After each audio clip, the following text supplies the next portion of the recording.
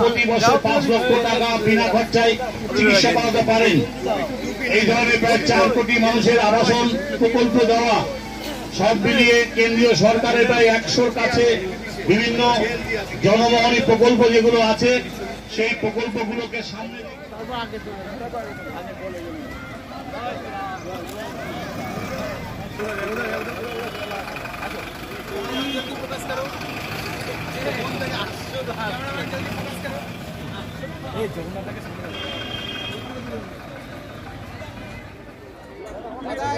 দেখা যাচ্ছে না আপনার।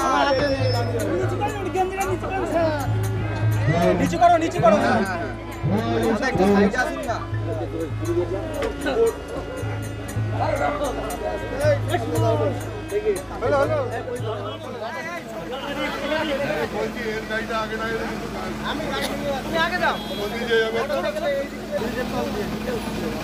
গাড়ি কিন্তু বেঁধে যাবে, আশ্বাস পাচ্ছ, আমরা মরে যেতাম সবাই।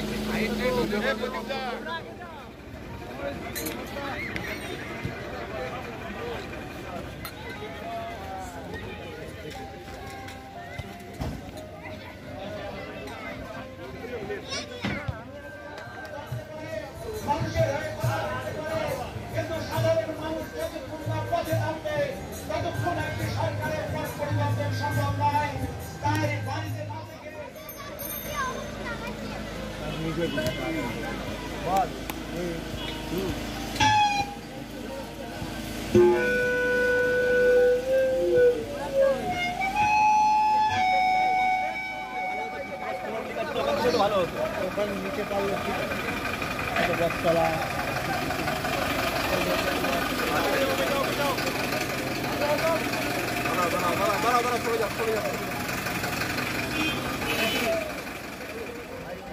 আগে চলে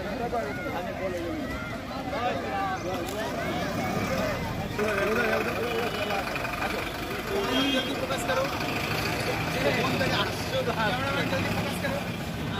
এই যমুনাটাকে সামনে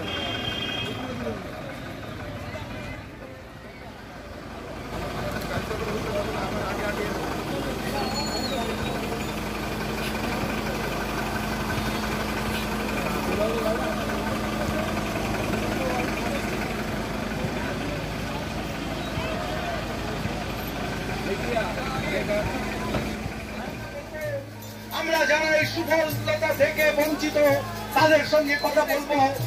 আপনারা ইতিমধ্যেই জানেন যে করোনা আবহ থেকে এখন অবধি এবং 24 সাল পর্যন্ত প্রায় 80 কোটি মানুষকে বিনামূল্যে খাদ্য সুরক্ষা সুনিশ্চিতকরণের যোজনা, তার মাধ্যমে মোদীজি ভারতবর্ষের কেন্দ্রীয়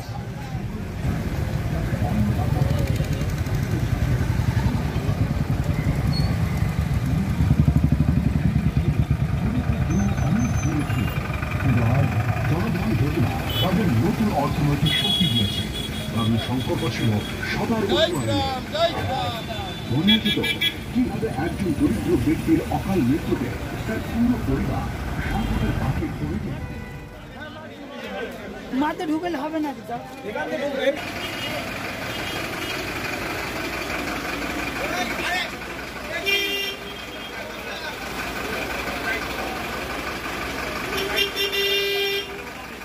গাড়ি না হলে কি করবো? গাড়ি না হলে কি করবো? একটু পিছাও, এই গাড়িটা পেছাও।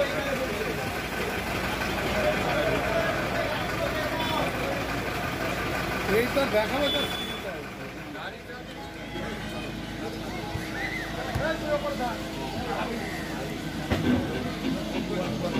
संकल्प है साहस, संकल्प है सेना, संकल्प है ज्योति, संकल्प सवेरा। শিল্প, সংস্কৃতি, আধ্যাত্মিকতা এবং বিপ্লবের দেশ পশ্চিমবঙ্গ। প্রধানমন্ত্রী নরেন্দ্র মোদীর দূরদর্শী নেতৃত্বে এটি নতুন সংকল্প পূরণ করে এগিয়ে চলেছে। देश विकसित भारत के लक्ष्य को लेकर विकास के रास्ते पर तेजी से आगे बढ़ रहा है। इसमें सामान्य मानवीय के जीवन से जुड़ी जरूरतों की चिंता भी शामिल है। इसमें सबसे बेहतर आधुनिक इंफ्रास्ट्रक्चर का निर्माण भी शामिल है। এখানে একসময় মহিলাদের রান্নাঘর ছিল মারাত্মক অসুস্থ করা ধোঁয়ায় ভরা। সংকল্প ছিল রান্নাঘরে স্বাস্থ্যের সুরক্ষা। আজ পশ্চিমবঙ্গ 1,23,00,000-এরও বেশি উজ্জ্বলা কানেকশন মহিলাদের একনিষ্ঠ বন্ধু হয়ে উঠেছে। একসময় দরিদ্রদের জন্য সংকল্প ছিল খাদ্য নিরাপত্তা।